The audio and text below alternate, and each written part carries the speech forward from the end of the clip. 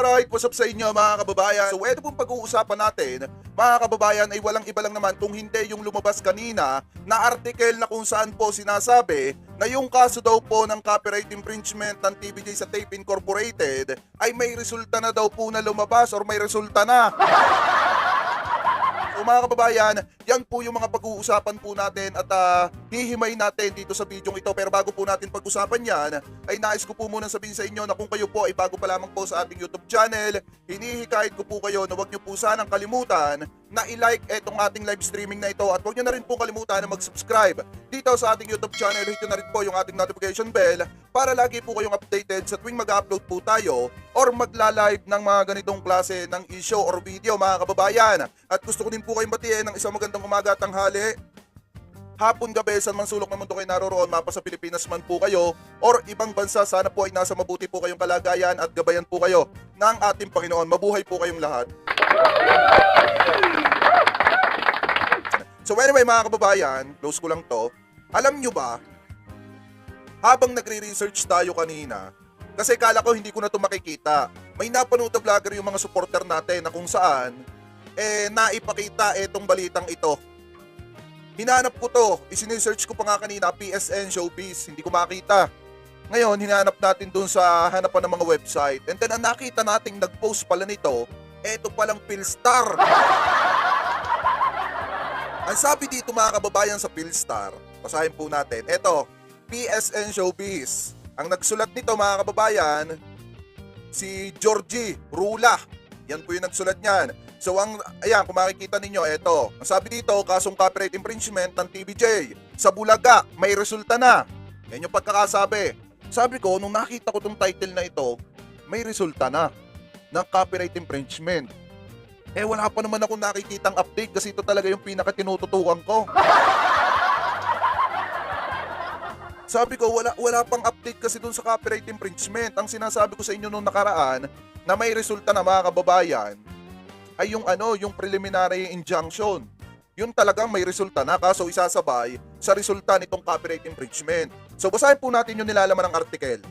Ang nagsulat nito mga kababayan ha, Philstar. Ayan naka-profile pa nga si Isko. Sabi po dito, basahin natin, yan. Inaasahan ang pagtitrending ng pagbabalik ng It's Showtime pagkatapos ipatupad ang 12-day suspension na ibinigay ng MTRCB. Medyo late na yung balita kung tutuusin. Pero kita nyo, etong anong ito na i-post po ito October 30, 2023. Ibig sabihin, kaninang alas 2, kaninang madaling araw. Oo, madaling araw, 12 a.m. nakalagay dito. Medyo late na itong balita, sabi dito, pero marami rin na nagsasabing babalik ang It's Your Lucky Day. Sa ibang time slot na lang. Ito pa, sabi pa dito, tingnan natin kung magre-relate o kung tingnan natin kung magi-great. Ito dahil hindi naman gaanong umariba sa rating ang ipinalit na show nila Luis Manzano at iba pang kasama. Sabi pa po dito, hanapin natin kung ano ba yung updated patungkol dun sa hearing. Kasi ito yung nakasulat masyadong malayo dun sa title.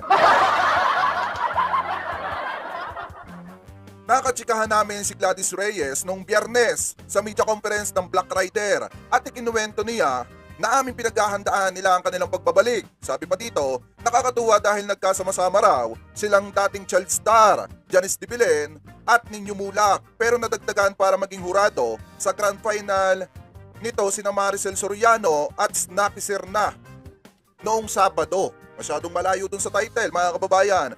So sabi pa dito, ang katapat naman ng It's Showtime na Itbulaga ay nagsiselebrate ng kaarawan ni Isko Moreno. Masyadong malayo. Parang halos buong show ay selebrasyon ng kaarawan ni Yorme at talagang mutput sila ng kadatungan sa mga naswerteng napiling tulungan sa Giza Gedli at pati sa audience mga kababayan. Sa E80 naman daw, eto basahin po natin. Sa E80 naman sa TV5, kwela pa rin ang pamilya ng karakter. Sa talking photo na si Ellen, may bisita naman sila mula sa pamilya ni na Ellen at Tasha na si Mami Josie. Yan po yung sabi dyan.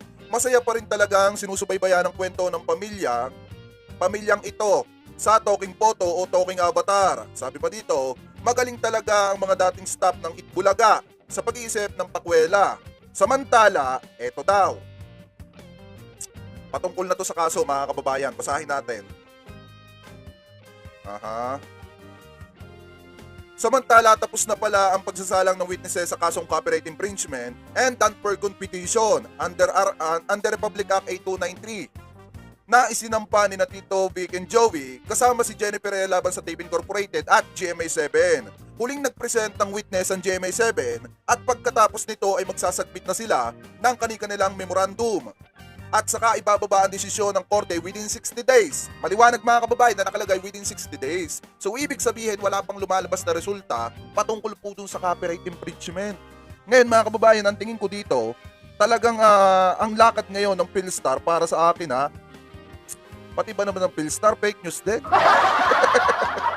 Hindi sa inaakusahan natin. Kasi mga kababayan, wala pa talagang resulta ng copyright infringement. Ang merong resulta na talagang masasabi natin na meron pero isasabay dun sa final result mga kababayan ay ito pong preliminary injunction. Pero basahin pa rin natin yung kabuuan. Sabi pa dito, posibleng bago magpasko ay merong desisyon na, kaya abang-abangan natin kung alin sa Itbulaga at EAT ang masayang magdiriwang ng kanilang Pasko. Pero wala diyang sinabi na lumabas mga kababayan yung resulta ng preliminary injunction. Yung resulta ng copyright infringement. Wala. Ibig sabihin, clickbait yung title, inutulang kayo. Kasi marami nagpapasa sa akin ito, reviewin ko daw, pag-aralan ko daw, dahil daw tuwan-tuwa na yung iba, may lumabas na daw na resulta. Wala po pong resulta mga kababayan. Pag may result naman, malalaman nyo naman dito yan, okay, Models of Manila. Basta si Models of Manila ang nag-upload kasi laging nasa Marikina yon.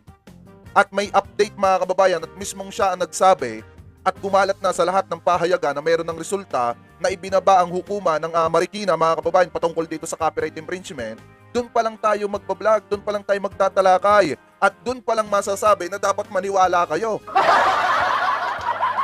Pero hanggat hindi natin natatalakay dito mga kababayan, pero hanggat hindi natin sinasabi dito na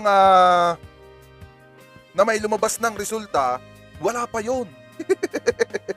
Diba? Kasi yung iba, may mga napanood daw silang vlogger na tinalakay daw ito at binasa. Hindi daw nila makita kung nasaan daw yung resulta.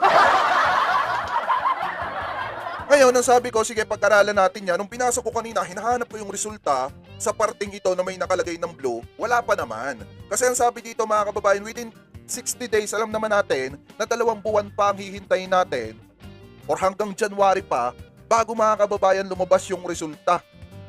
Siguro pagpalagay natin ang paglabas ng resulta nito, mga January 26 o baka nga umabot pa ng February yan. Sa totoo lang mga kababayan, etong lakad na ito ng Philstar para sa akin, talagang clickbait at saka fake news to. Kasi wala naman yung resulta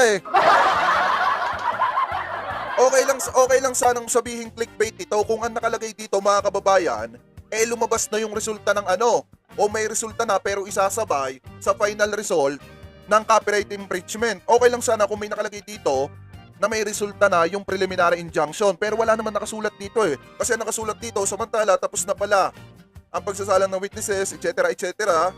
sa competition under Republic Act 8293 na isinampa or 8293 na isinampa ni Tito Vic Soto, Joey De Leon, etc. Jennifer laban sa Tape Incorporated at GMA7. Hindi naman nabanggit dito yung preliminary injunction. Kung nag-present ang witnesses, GMA7, etc. Sa pagtatapos nito, nagsubmit na sila ng kanilang memorandum. Memorandum lang yung tinukoy dito. Saka ibababa ang desisyon ng korte within 60 days. Posibleng bago magpasko ay mayroon ng desisyon, kaya abang-abangan lang natin kung Itbulaga at EAT ang magsasayang magdiriwang ng Pasko. Uulitin ko mga kababayan, hindi po katapusan ng Pasko lalabas yung desisyon. Mga January pa po yan. Ibig sabihin, fake news to. Wala tayong kahit na anong resultang nakuha. Ay, Mami Lynn Chavez Tamore, thank you po sa pangape.